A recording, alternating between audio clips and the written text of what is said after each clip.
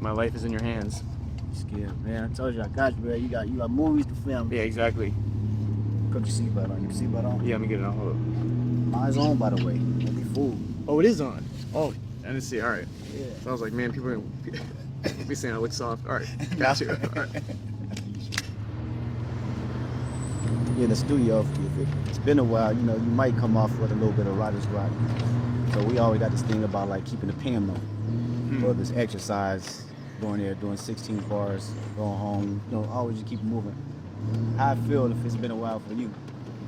Yeah. Take a minute for you warm up in front of the camera, and take a minute to remember the lines, get into the character. How long what's that process? Yeah, all the above. You know, I try to prep at home, but the thing about acting is if you don't have an audience, it's just a form of insanity. You know, then you're just, what are you doing? You know, so I'll definitely try to warm up and then, you know, lose that self-consciousness when you finally get back out there. Yeah. But that takes time. You know, I always try to embrace failure. You were talking about that the other day. You know, that the most important part of a bad day is like the way you leave it. And if you could leave a bad take or a bad day with a positive attitude, then you got nothing to fear. You know. I think that's probably one of the biggest misconceptions about me as an artist.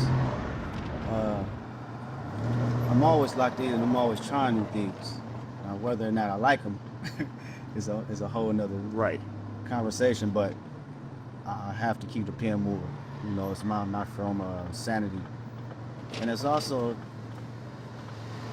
has given me the opportunity to learn myself. You know, find out who I am.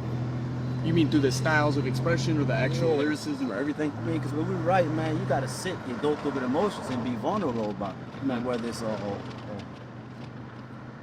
fun song or sad or, you know, got some type of depth or not. These are still relatively your personality, you know, pushing through.